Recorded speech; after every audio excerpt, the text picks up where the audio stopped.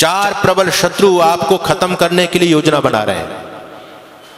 पहला शत्रु, और देखो उन लोगों ने जाल बिछा दिया है, हैरानी की बात ये, जाल बिछा दिया और हम लोग सचेत नहीं है, हम शिकार उनके जाल में फंस चुके हैं। पहला शत्रु है इस्लाम, जो तलवार के बल पर आपको कन्वर्ट करता है, और भी अनेक प्रकार के प्रलोभन देकर के डरा धमका के कन्वर्ट कर रहे हैं लोग। और दूसरा शत्रु है ईसाईयत। आपको जानकारी होनी चाहिए, इस देश में एशिया का सबसे बड़ा मदरसा है, इस देश में एशिया का सबसे बड़ा चर्च भी बन रहा है। अरे हैरानी की बात है, एशिया का सबसे बड़ा मदरसा पाकिस्तान ईरान में होता तो कुछ बात समझ में आती, लेकिन हिंदुस्तान में हमारी छाती पर है और वहां से हजारों प्रचारक हर साल तैयार किए जाते हैं इस्लाम को बढ़ाने के लिए। एशिया का सबसे बड़ा चर्च भी आपके पंजाब के अंदर जालंधर जिले के अंदर बन रहा है। मैं पूछना चाहता हूं आपसे, जहां से इनके धर्म के प्रचारक तैयार होंगे, वो एशिया के सबसे बड़े बड़े सेंटर आपके देश में खुल चुके हैं। 2 लाख जमातें इस देश में काम करती हैं, 1 लाख पादरी इस देश में काम करते हैं। दिन रात एक ही लक्ष्य है, हिंदुत्व को खत्म करना। क्या आपके वो भी सेंटर हैं इस देश में जहां से आपके धर्म प्रचारक तैयार होते हो? बताइए मुझे। जहां से आपके धर्म प्रचारक तैयार होते थे, सारे के सारे गुरुकुल बंद, और बंद इसलिए हो गए हमारे उदासीनता के कारण। हम कोई भी व्यक्ति अपने बच्चों को गुरुकुल में पढ़ाना नहीं चाहता।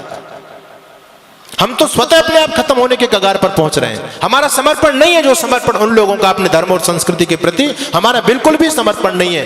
6500 विद्यार्थी वहां रहते हैं। मैंने कुलपति से पूछा, इनका खर्चा कैसे करते हो, निःशुल्क चलाते हो आप? कहते हैं स्वामी जी, हमारे यहाँ एक रिवाज है, हमारे यहाँ रिवाज है कि गरीब से गरीब मुसलमान यदि 200 रुपए कमाता है तो शाम को 20 रुपए पहले हमारे दीन के लिए निकालेगा, उसके बाद फिर 180 रुपए का प्रयोग करेगा, उसके बाद पैसा प्रयोग करेगा, वो पहले नहीं कर सकता। और हम कहीं दान मांगने के लिए नहीं जाते, परिवार के हिसाब से, परिवार में जितने मेंबर हैं महीने के हिसाब से सबका दशांश ऑटोमेटिक हमारे पास में आता है। कोई व्यक्ति महीने में देके जाता है, कोई 2 महीने में देता, कोई 6 महीने में देके जाता है, अपने आप देकर के जाते हैं। एक रिक्शा चलाने वाला व्यक्ति भी इस बात का ध्यान रखता है। उनका समर्पण आप देखो। आप खूब कोठी बंगले बना रहे हो, संपत्ति जोड़ रहे हो, लेकिन आपका भविष्य अच्छा नहीं है। वो लोग आगे बढ़ते चले जा रहे हैं। मैं आपको डराने के लिए नहीं कहता, मैं आपको सावधान करने के लिए आज बताना चाहता हूं। ईसाईयत इतनी चरम सीमा पर फैल रही है। पहले आदिवासी क्षेत्रों में थे ये लोग, अब विकसित राज्यों की तरफ, पंजाब हरियाणा जो सबसे विकसित राज्य हैं, उनमें लोगों ने डेरा जमा दिया है, पूरी तरह से डेरा जमा दिया। गांव की गांव हरियाणा के अंदर कैथल जिले के अंदर एक गांव ऐसा है जो पहला गांव बन चुका है, और उस गांव के अंदर एक भी हिंदू नहीं बचा, सारे के सारे ईसाई हो गए, सारे के सारे ईसाई हो गए। 2 शत्रु प्रबल हैं जिन्होंने पूरी तरह से खत्म करने की योजना बना दी। यूरोप से आपको खत्म कर दिया, एशिया से आपको खत्म कर दिया। अब दोनों जो प्रबल शत्रु हैं आपके दुश्मन, ईसाईयत और क्रिश्चियनिटी, इन लोगों का ध्यान केवल भारत देश की तरफ है और उन लोगों का ध्यान केवल आप हिंदू लोगों की तरफ है। दोनों में प्रतिस्पर्धा हो रही है कि कौन ज्यादा से ज्यादा हिंदुओं का सफाया करेगा, कौन इनको ज्यादा से ज्यादा ईसाई बना पाता है या हम इनको मुसलमान बना पाते हैं। दोनों वर्ग बहुत बड़े टारगेट लेकर के आपके बीच में काम कर रहे हैं। तीसरा शत्रु है कम्युनिस्ट विचारधारा। ये इनसे भी ज्यादा घातक है, इनसे भी ज्यादा घातक इसलिए है कि हम इनको शत्रु समझते ही नहीं। क्रिश्चियनिटी और ईसाईयत को और इस्लाम को हम शत्रु मानते हैं, लेकिन ये जो कम्युनिस्ट विचारधारा है ये अंदर अंदर देश की जड़ों को खोखला कर रही है। उनसे भी ज्यादा खतरनाक है। इनका नाम शमशेर खां और ये नहीं मिलेगा, इनके नाम आपके ही नाम मिलेंगे, मारकंडे काटजू। नाम सुनकर के आपको लगेगा कि ये तो कोई ब्राह्मण है, अपना ही भाई है। नाम आपके हैं उनके, और काम सारे के सारे हिंदुत्व को खत्म करने के। और ये तो एजेंडा सबने अपना लिया है। पहले ईसाई मिशनरी जब इस देश में काम करती थी तो पहले धर्म परिवर्तन करते थे, नाम बदला करते थे। अब वो लोग भी सतर्क और सावधान हो गए। वो लोग अब नाम नहीं बदलते, क्योंकि नाम बदलेंगे तो लोगों की आंख खुल जाएंगी, अरे हमारे इतने भाई कन्वर्ट हो गए, ईसाई बन गए। तो नाम वही रखते हैं लेकिन अंदर से धर्म परिवर्तन करा देते हैं, जिससे हम लोग गफलत में सोते रहे। आप लोगों ने छत्तीसगढ़ के मुख्यमंत्री होते थे, नाम था अजीत जोगी। नाम सुनकर के आपको क्या लगता है जी, कौन होगा? अजीत जोगी। आपको लगेगा कि हमारे आदित्यनाथ योगी का ही भाई होगा अजीत जोगी को। नाम हिंदुओं जैसा उस व्यक्ति का, लेकिन व्यक्ति कौन था? ईसाई, पक्का ईसाई।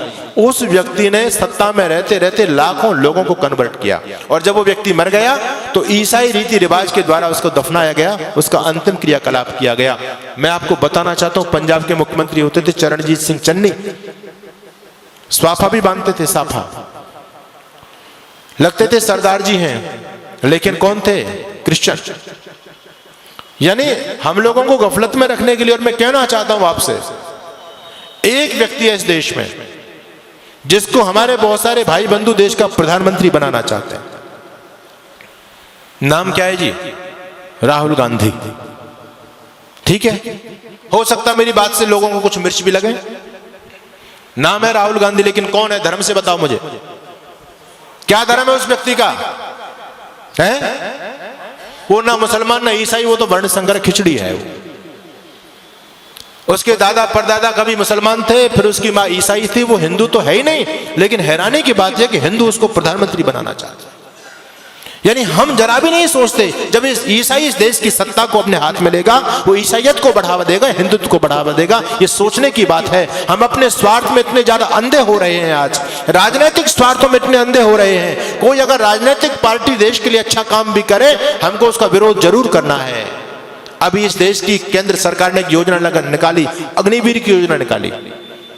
लोगों के पेट में दर्द हो रहा है, राजनीतिक लोगों के पेट में दर्द हो रहा है, आने वाले भविष्य को नहीं देख पा रहे। मैं आपको आगाह करना चाहता हूं, इस देश में भयंकर गृह युद्ध होने वाला है, टल नहीं सकता, अवश्य में भावी है, रुकेगा नहीं वो।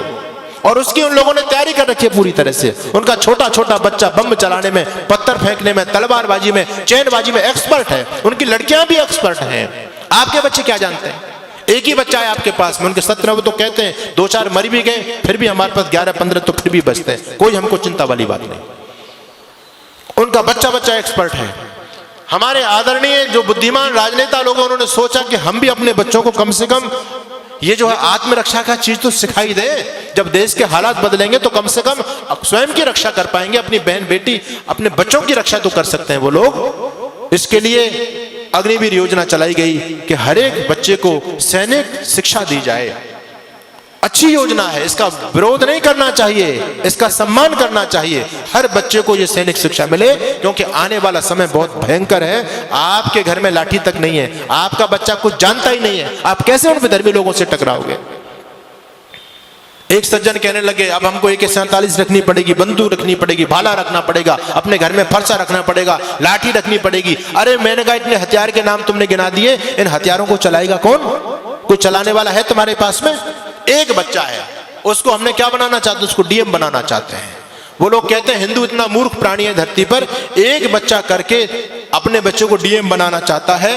हम 17 बच्चा पैदा करते हैं, इस देश का PM अपना बनाएंगे। जिस दिन इस देश का PM हमारा बन जाएगा, DM कुछ नहीं बेचेगा, शासन हमारे हिसाब से चलेगा। क्या लोगों की योजना है? हमसे ज्यादा सोच रहे हैं वो लोग। आप एक बच्चा करके उसको सरकारी नौकर बनाना चाहते हैं, और वो 10 बच्चा पैदा करके सरकारी अपना बनाना चाहते हैं। बताओ किसकी योजना में ज्यादा दम है? हम तो कहीं नहीं ठहरे उनके सामने। उनका इतना समर्पण देखो। आपको मैं धन्यवाद करूंगा कि आज हमारे नौजवानों की संख्या है, यहाँ बच्चे भी आते हैं, बहुत कम उपस्थिति में आते हैं, लेकिन उनकी मस्जिद के अंदर आप जाकर के देखो कितने नौजवानों की फौज है वहां, क्योंकि वो उस काम को कंपलसरी समझते हैं। हम इस धर्म कर्म को, सत्संग को कंपलसरी नहीं समझते। हम तो ये समझते हैं ये हमारे काम का, बच्चों का क्या काम है इसमें, स्वयं हाथ हिलाते हुए चले जाते हैं। लेकिन वो लोग सारे के सारे समर्पित है अपने मिशन के लिए। इसलिए मैं आपके बीच में निवेदन कर रहा हूं, भयंकर आंधियां चलने लगी हैं, ज्वार को पैदा करो। मैं तो एक बात कहता हूं साहब, अब भाईचारे की बात बंद कर दो। अपने वजूद को, अस्तित्व को बचाना चाहते हो तो अब कट्टरता अपने अंदर पैदा करो। हम दुनिया से इसलिए खत्म हो गए, सारी उदारता की ठेकेदारी हम लोगों ने अपने ऊपर ले रखी है। बस तुम भाई भाई चिल्लाते रहे, वो तुमको चारा बना करके चाट गए। बड़ी हैरानी की बात है, आज भी लोगों की आंखें नहीं खुल रही हैं। ये राजनीतिक दल आपस में हम लोगों को लड़ा करके, ये तो नालायक लोग हैं, अपना उल्लू सीधा कर रहे हैं, लेकिन हम भोले भाले भाई आपस में लड़ रहे हैं। उनके षड्यंत्र को नहीं समझ पा रहे हम पूरी तरह से। आप लोगों को अभी उदयपुर में जो हुआ, एक केवल ट्रेलर देखा है, फिल्म चलनी बाकी है। द कश्मीर फाइल आपने देखी है, ये 30 साल पहली घटना है। अगर इसी प्रकार से सोते रहे तो 30 साल बाद देखना गली गली में कश्मीर फाइल चलेगी। अभी उनकी आबादी केवल 25% है सरकारी आंकड़े के हिसाब से, और 25% रहने के बावजूद भी वो आपको सड़कों पर नहीं निकलने देते। रामनवमी का जुलूस नहीं निकाल सकते आप, हनुमान जयंती का जुलूस नहीं निकाल सकते आप। निकालने का प्रयास किया, क्या स्थिति हुई? आपके राजस्थान में बहुत सारे जिले हैं, आप वहां जाकर के देख लीजिए। हम 26 जनवरी 15 अगस्त पर तिरंगा यात्रा नहीं निकाल सकते। अभी वो केवल 25% है, तब आपको सड़क पर नहीं निकलने दे रहे हैं। जिस दिन 40 और 50% हो जाएंगे, आप लोग क्या सोचते हैं कि आपको अपने घर में रहने देंगे? वो संभव ही नहीं है। अपने अतीत